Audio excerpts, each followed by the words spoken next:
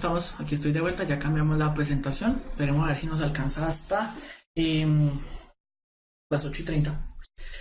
Bien, entonces como vemos ahí, tenemos derecho internacional público y derecho internacional humanitario, que son unos temas también que son muy importantes cuando vemos la temática, por ejemplo, cuando estamos estudiando el campo de las ciencias políticas en el colegio, porque con esto también se miden las relaciones entre los estados. ¿Vale? Y quedado con la discusión de la presentación anterior, como así que Palestina sí es un estado. Colombia no lo reconoce como un estado.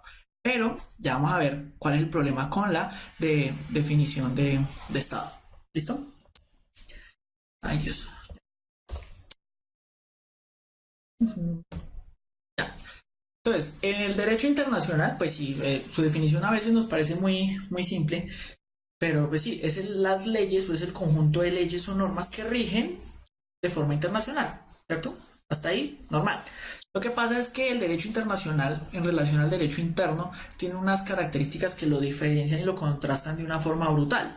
Por ejemplo, el derecho interno tiene su obra máxima en la Constitución. En el caso de Colombia, pues el derecho interno es el derecho de un Estado, todo el cuerpo normativo, las leyes, estatutos, decretos, etcétera, que componen ese Estado, ¿no? Porque recordemos que el Estado es una organización jurídico-política. Entonces tiene que haber normas, y esas normas definen las reglas de la democracia, que eso es lo que vimos en la clase anterior, y eso queda claro, ¿cierto? Entonces, en el derecho interno regula la conducta de privados entre sí, derecho privado y relación entre el Estado como personas del derecho público, ¿sí? Hay derecho privado, el derecho público, como el contencioso administrativo o el derecho civil. En el caso del derecho interno hay una relación de subordinación, es decir, hay una jerarquía de las leyes. La máxima norma es la constitucional, y de ahí para abajo tenemos normas estatutarias, normas orgánicas, normas marco, decretos, circulares, etcétera, ¿cierto? Y tienen una jerarquía. Y en ese sentido, todo lo que contradiga la Constitución, que es la máxima, no existe, ¿cierto? Entonces, en el derecho interno tenemos eso, hay jerarquía de las leyes, hay un origen de las leyes, que es el Parlamento, ¿sí? Y el derecho interno, o sea, los estados tienen la capacidad de ejercer coerción, o sea, el monopolio de la coacción física. Entonces, eso es todo el derecho interno. Así funciona un estado en su parte jurídica y normativa, ¿cierto? Hay derecho, hay constitución, hay jerarquía de las normas, hay coercibilidad, ¿cierto? Entonces, la gente sabe a qué juega porque tiene sus normas claras. Cuando vemos el derecho internacional, me perdona la expresión, es un desmadre. ¿Por qué? Porque el derecho internacional pues está diseñado para regular la organización entre estados y organizaciones internacionales. Pero en el derecho internacional no hay relaciones jerárquicas. O sea, no hay una constitución internacional a la cual todas las relaciones entre estados deban obedecer. No hay. ¿Sí? El origen del derecho internacional no es un parlamento internacional, sino es el acuerdo entre los estados. O sea, no hay una constitución internacional, no hay un congreso internacional, no hay, no lo hay, así como si lo hay en el derecho interno, ¿cierto? Entonces el derecho internacional es fragmentado, no tiene origen, no tiene jerarquía, no hay una constitución que mande sobre las otras, ¿sí? Entonces eso es un completo desmadre, perdónenme la expresión. ¿Sí? Hay tribunales internacionales, se pueden ejercer sanciones, impuestos, multas, etcétera, pero no hay un poder coercitivo, es decir, la policía y el ejército mundial no existe. Que sí, que existe el Consejo de Seguridad de Naciones Unidas. Naciones Unidas no es el Congreso planetario, hay que bajarlo de ese estatus, sí. Y agrupa el mayor número de estados, pero no es el Congreso. Lo que dice la ONU no es constitución, no es ley, no es vinculante, no. Olvídenlo. Los cascos azules que alguien está hablando, que es el cuerpo armado que tiene el Consejo de Seguridad de Naciones Unidas, son un montón de maniquíes que van y se paran allá a mirar que la gente no se mate. Básicamente ellos no pueden hacer nada, ellos no pueden entrar, ellos no son fuerza letal, ellos son solo fuerza garante del DIH. Ahorita miramos qué es el DIH. ¿Sí? La ONU, sí. Allá lo dijo alguien, no lo quiero decir en público, pero sí, es eso. Aquí en Bogotá a la Secretaría de Educación le encanta perder el tiempo con las simulaciones ONU, y a mí la única simulación ONU que me ha parecido divertida, entretenida y educativa es la que hacen en Los Simpson, porque de resto cualquier simulacro de ONU, el modelo ONU, que eso es inventar un modelo pedagógico en relación a simular la farsa de la ONU, eh, para mí personalmente, profesionalmente es una babosada. Bueno, porque esa vez era reproducir un montón de cosas, ya los únicos que en verdad mandan es el Consejo de Seguridad, ellos son los únicos que de verdad pueden hacer algo, pero como están los 5 ganadores de la Segunda Guerra Mundial y entre ellos tienen derecho a veto, entonces si uno quiere invadir Israel por lo que le hace a los palestinos, entonces Estados Unidos va a salir de una vez a vetar eso, entonces los cascos azules no pueden hacer presencia para verificar que se cumpla el DIH, entonces no pueden hacer nada, ¿sí? Porque lo que digo, Rusia quiere, vamos a invadir Israel porque están asesinando palestinos. Estados Unidos va a decir, no, yo veto eso. Entonces, como un miembro permanente veto, hasta ahí para. Nadie se encarga de lo que pasa en Palestina, porque pues si hay un miembro permanente que está a favor de Israel, entonces no va a permitir que intervenga en Israel. Bueno, eso pasa. Sí, entonces por eso ONU es una farsa. Lo digo a título personal, ¿no? No comprometo a nadie con mis declaraciones.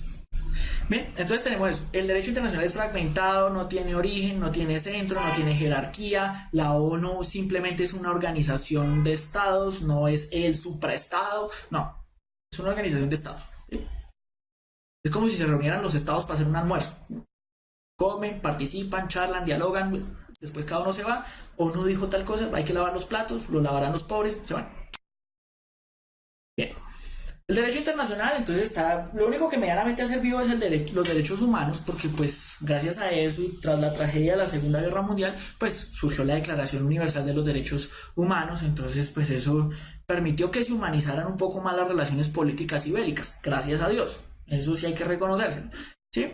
Y a partir de esto pues también va a surgir el DIH, porque es que esa masacre que sucedió en la Segunda Guerra Mundial no puede volver a pasar, entonces hay que crear unas reglas mínimas que nos permitan pues una ética, entre comillas, al momento del conflicto, que el DIH va a ser como el derecho de guerra. ¿Sí? Van a ser las normas que establecen eso ahí. ¿Listo? Entonces ahí vamos a empezar a ver las diferencias entre lo que es el de los derechos humanos y el DIH y el derecho internacional, porque no son lo mismo, ¿cierto? Entonces, tengamos presente eso. El DIH es para controlar conflictos. O sea, el DIH solamente opera en situaciones de conflicto, en situaciones de guerra. En cambio, los derechos humanos y el derecho internacional opera en los demás espacios en todo momento. O sea, no se interrumpen. El DIH es para contextos específicos de confrontación bélica. El DIH. ¿Listo? Volvemos al derecho internacional público. No hay una jerarquía, hay muchas fuentes, no hay una constitución. Entonces, ¿qué decimos en el derecho internacional? Los sujetos, el principal sujeto del derecho internacional son los estados. Los estados establecen las normas entre ellos. La primera forma de establecerlo es a través de los tratados internacionales. Y ahí definen las reglas de sus acuerdos comerciales, políticos, económicos, bélicos, etc. Tratados. La costumbre internacional, entonces hay muchas cosas que no han sido sometidas a tratado, que siempre han sido costumbre, que la gente, los estados siempre la han practicado, entonces son costumbre y se respeta dentro de la tradición del derecho internacional. Los principios generales del derecho, que ahorita los miramos, los principios de jus cogens, que son los que no se negocian bajo ninguna circunstancia, que si lo definimos con una jerarquía, el jus cogens está por encima de todo, pero no es como tal una constitución. Las decisiones judiciales, que generan jurisprudencia, pero dependiendo de los casos, por ejemplo la Corte Penal Internacional da una sentencia, entonces ahí puede generar una jurisprudencia, ¿sí? Pero ese no es tan común. Los actos unilaterales de los estados, ¿quiénes representan los estados? Los jefes de estados. Entonces, por ejemplo, Evo Morales exige su salida al mar a Chile porque unos presidentes hace unos cuantos dijeron que le iban a dar una salida al mar a Bolivia. Entonces él se pega de eso como un acto unilateral del Estado y lo quiere hacer valer ante el derecho internacional, porque un jefe de Estado, como 2, 3 jefes de Estado chilenos hicieron declaraciones públicas que le iban a dar una salida al mar a Bolivia, entonces Evo cogió y grabó eso y lo lleva allá a la corte en La Haya y dice, vea, tenemos derecho al mar porque Chile reconoció que tenemos derecho al mar por un acto unilateral de Estado en representación de su jefe de Estado. Es que el derecho internacional es bastante complejo. Los actos de organizaciones internacionales como la ONU o la equidad, ¿Qué es la equidad? No es el equipo de fútbol. La equidad es a veces el elemento cuando no hay ninguna norma jurídica de derecho internacional que me ayude a resolver un problema, entonces aquí apelan a la equidad. ¿Cómo fallaron, por ejemplo, la Corte de la Haya en el caso entre Colombia y Nicaragua? En equidad. Pues oiga, sí, Colombia tiene demasiada agua y Nicaragua tiene muy poquita, démosle un poquito más. Y fallaron en equidad, porque no había ningún antecedente y todas las evidencias que llevó cada uno no fue suficiente para que la Corte tomara una decisión. Entonces fallan en equidad. Entonces esos son los elementos que tienen en cuenta el momento del derecho internacional. ¿Qué es un tratado? Es un acuerdo internacional. Ellos lo celebran, se ponen de acuerdo, pasan por los congresos de cada uno, lo firma el jefe de Estado y se vuelve una ley vinculante entre los estados, ¿cierto? Es un tratado, como un tratado de libre comercio, ¿sí? Eso es un tratado. Entonces ahí eso que queda por tratado se vuelve ley para los estados. ¿Listo? ¿Qué es la costumbre internacional? Son costumbres o son prácticas que se han hecho incluso desde la paz de Westfalia en el siglo XVII, que nunca se escribieron, pero como siempre han sido costumbre, entonces se respetan, como el principio de no intervención. ¿Por qué? Porque los estados son soberanos. Entonces un estado no interviene en los asuntos del otro, porque usted tiene soberanía en su territorio, entonces usted mira a ver qué hace allá. Eso en América Latina, sobre todo entre Colombia y Venezuela, eso no funciona. ¿Sí? Porque ellos viven mirando allá por la ventana a ver qué pueden inventarse para que aquí no se den cuenta que la casa se está quemando. El principio de no agresión, porque antes había derecho a guerra. Entonces el derecho de no agresión, el principio de no agresión es que ante todo prima la paz. No intervención en temas jurisdiccionales de los estados, mira a ver usted qué hace allá en su territorio, y el uso de las 200 millas náuticas como zona exclusiva en cuanto a plataforma marítima, que eso fue uno de los elementos que tuvo en cuenta la Corte para fallar a favor de Nicaragua. Pues reconozcámosle un poquito más de agua porque es que la costumbre es que tengan 200 millas náuticas y esta gente pues no las tiene, entonces reconozcámosle un poquito, ¿sí? Entonces es eso. Si un estado incumple todo eso, no hay cárcel, porque recordemos que no hay un poder coercitivo, hay sanciones, hay multas, ¿sí? Estados Unidos no cumple una multa, no, jamás. Como 2, 3 veces nomás en toda su historia ha cumplido las multas que le imponen a partir del derecho internacional, porque si hay un país que desconozca el derecho internacional, se llama Estados Unidos de América, ¿sí? Porque ellos se atrincheran en el cuento de la soberanía. Y ellos dicen, aquí no nos van a imponer reglas de afuera, nosotros somos un estado soberano y nosotros miramos a ver qué hacemos. Entonces el Estados Unidos es complejo, porque Estados Unidos no cumple, y ¿quién lo va a hacer obedecer? ¿Sí? Pero usted es un país como Cuba, Nicaragua, Venezuela. Cuba, por ejemplo, se sale de muchos de estos acuerdos tras la revolución y toda esa cosa, y entonces ¿qué le hace a Estados Unidos? Le pone un bloqueo comercial. Eso es una multa, eso es una forma de sanción. ¿Qué ocurre con Bolivia con lo de las millas náuticas? Pues que como no tiene plataforma continental sobre la costa, pues no tendría derecho a eso. Pero entonces Evo se estaba pegando de unos actos unilaterales de los jefes de Estado que en medios de comunicación salieron a decir que es que Bolivia tenía derecho al mar, entonces lo toman como acto unilateral de Estado y a partir de eso se monta el alegato boliviano para recuperar una parte ahí en el norte de Chile y poder salir al Pacífico. Los principios generales del derecho. El principio de la buena fe, eso aplica tanto en derecho interno como en derecho internacional. La prohibición del abuso del derecho, o sea, no se puede utilizar el derecho para someter y dominar al otro de forma injusta. El principio de la cosa juzgada, si hay una cosa que se juzga, ya quedó así. ¿Sí? El principio, la ley especial deroga la ley general, ¿sí? Entonces los tratados, si hay un tratado que trate de una forma más específica un tema, entonces eso es lo que se vuelve costumbre. Eso es lo que se vuelve, lo que se hace cumplir, ¿cierto? Por ejemplo, en el caso particular de América existe la Declaración Universal de los Derechos Humanos, pero aquí es a partir del 48 cuando se funda la OEA, se crea el Estatuto Interamericano de Derechos Humanos. Entonces, ¿qué es un estatuto en relación a derechos humanos más específico para nosotros que la Declaración Universal de los Derechos Humanos? Entonces, ¿cuál es más de obligatorio cumplimiento para los estados americanos? El Estatuto Interamericano, no tanto la Declaración. Obviamente el Estatuto Interamericano está en concordancia con los derechos humanos, pero el Estatuto está más contextualizado pues a lo que es América Latina. Entonces, y aquí sí tiene un poder fuerte vinculante, entonces por eso aquí nosotros no apelamos tanto a la ONU cuando hay procesos de contra los derechos humanos, sino aquí se apela a la Comisión Interamericana de Derechos Humanos, porque hace parte de nuestros acuerdos y de nuestros tratados. Entonces, ese derecho internacional es el que aplica para nosotros, porque como Estado creamos la Organización de Estados Americanos junto a otros, ¿vale? Los principios de jus cogens, que era lo que decían los que no se puede, incluso esto se los hacen cumplir a los estados que no están dentro de ONU. Por ejemplo, dice la libre determinación de los estados, la soberanía del pueblo, ¿sí? La prohibición del uso de la fuerza y las amenazas. O sea, yo no puedo utilizar la fuerza ni amenazar a otro estado. Pero vaya a mirar si los estados cumplen con eso. Dirimir controversias por medios pacíficos. Ante todo, se deben resolver los problemas de forma pacífica. La igualdad soberana de los estados. Todos los estados son iguales al momento de negociar un tratado en Naciones Unidas, en la Asamblea, ¿no? Porque en el Consejo de Seguridad no.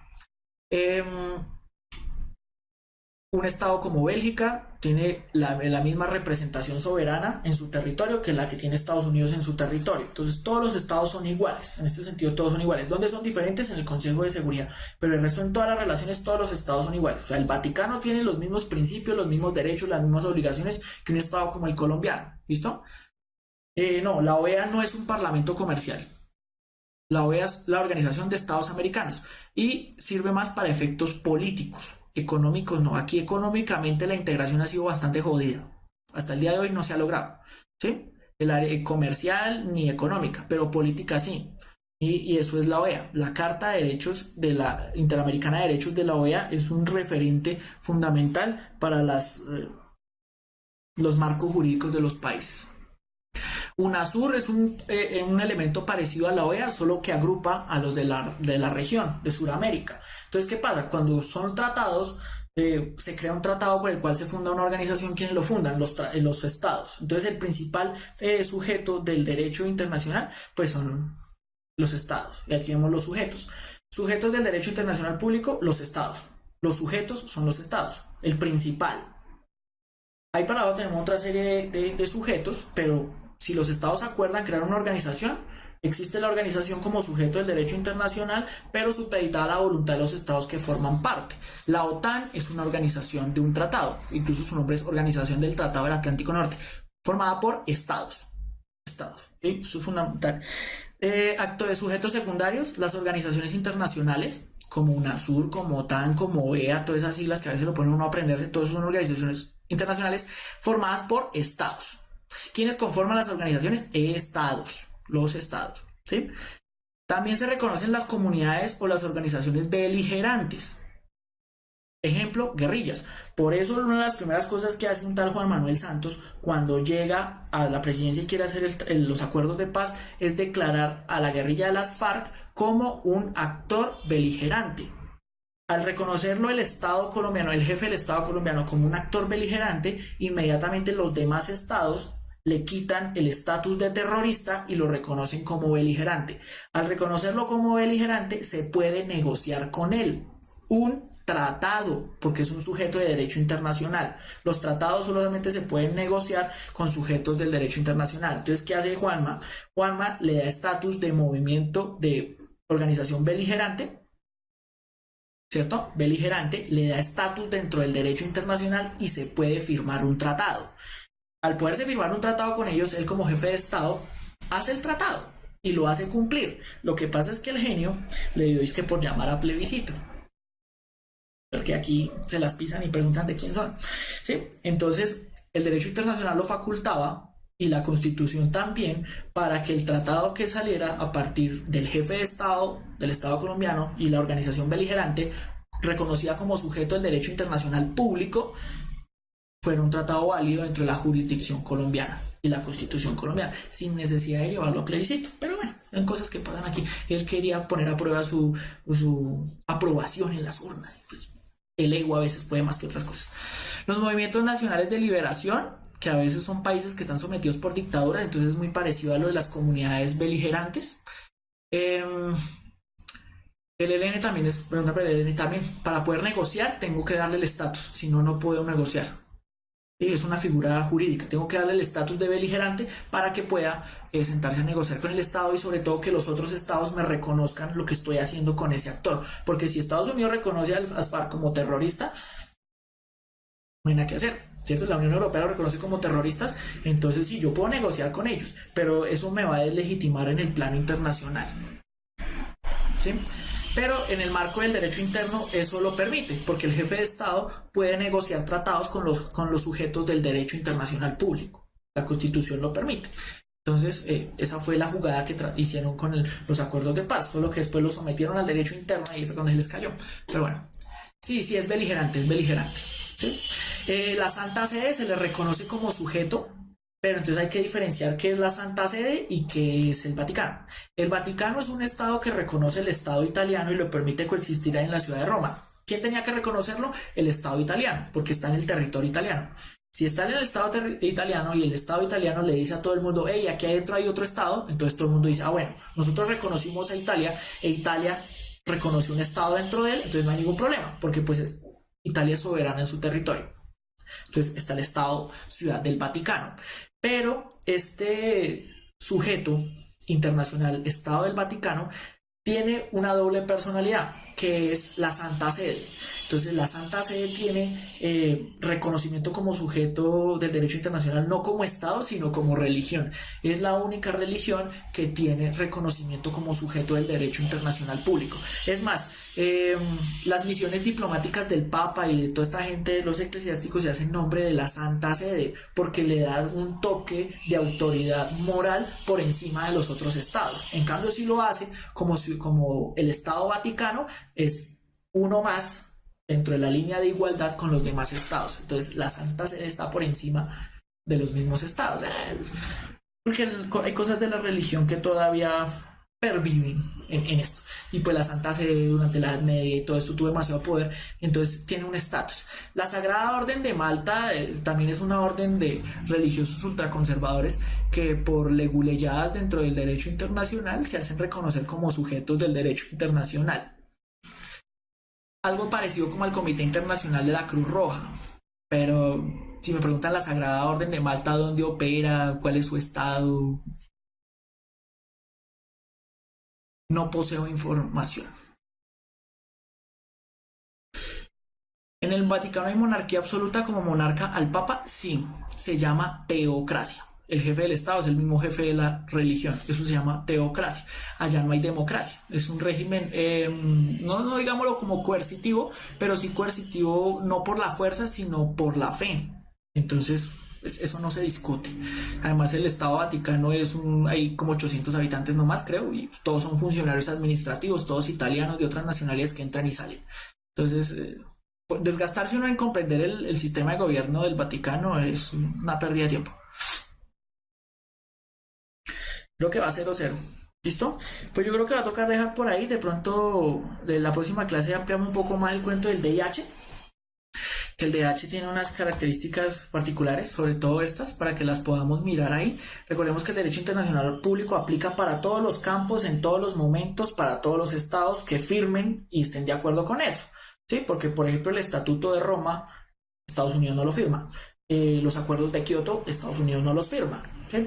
Pero Colombia sí, o sea, hay unas cositas en las que nos independizamos de Estados Unidos y vamos y firmamos, y después estamos pidiendo, por ejemplo, que haya pena de muerte para violadores, cuando el Estatuto de Roma lo prohíbe, y ya lo firmamos, y nuestra Constitución dice que debemos obedecer los tratados internacionales relacionados con derechos humanos.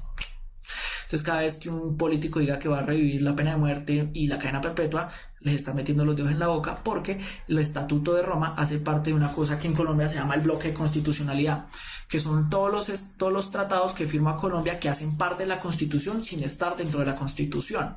La Constitución dice que todos los tratados asociados con derechos humanos hacen parte del bloque de constitucionalidad.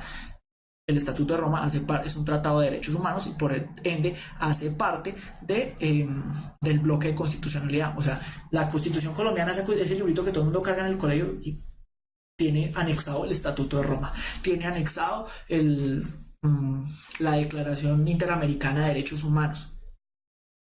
Porque Colombia sí tiene una tradición de derecho internacional de cumplir todo lo que le digan de afuera. Pues tanto así que el Pacto de Bogotá nos obligó a ir ante la Corte de Justicia en La Haya por el caso de Nicaragua, y pues el tratado dice que debemos obedecer a la Corte y si la Corte nos quita media cantidad de agua, pues tenemos que cederla porque eso dice el tratado. Lo que pasa es que aquí se están haciendo los de las gafas y no lo han entregado, pero la Constitución, el bloque de constitucionalidad y el tratado lo dice. Eso lo podemos tratar con más detenimiento de pronto cuando veamos la Constitución y la organización del Estado colombiano, el cuento del bloque de constitucionalidad, ¿vale? Entonces, chicos y chicas, yo le puse esta imagen ahí de pronto para que le tomen el pantallazo, pero si usted busca DIH en Google, le va a aparecer. ¿Listo? Para la sesión de repaso vamos a trabajar muchas preguntas de competencias ciudadanas y de ciencias sociales para los que vienen solamente por las preguntas. Entonces ese día las vamos a ver, ¿vale? Entonces chicos y chicas, muchísimas gracias por habernos acompañado la noche de hoy. Nos veremos la próxima si Dios nos la presta. Y nada, muchísimas gracias por estar aquí. No olviden suscribirse al canal, redes sociales, darle like, suscribirse, compartir, aunque esta vaina ya se va a acabar, pero pues esperemos que el otro año siga habiendo chamba por estos lados. Entonces, muchísimas gracias a todos y muy buenas noches. Cualquier cosa al correo sociales y ciudadanas @puntadenacional.co, que esta semana sí les respondí por fin. Entonces ahí mandé bibliografías y estoy acumulando preguntas que ustedes me envían para pasarlas en la sesión de repaso. ¿Listo? Esos son todos los avisos por el día de hoy. Será ir a escuchar el partido por radio de camino a la casa. Que estén muy bien. Chaito. Que la fuerza los acompañe.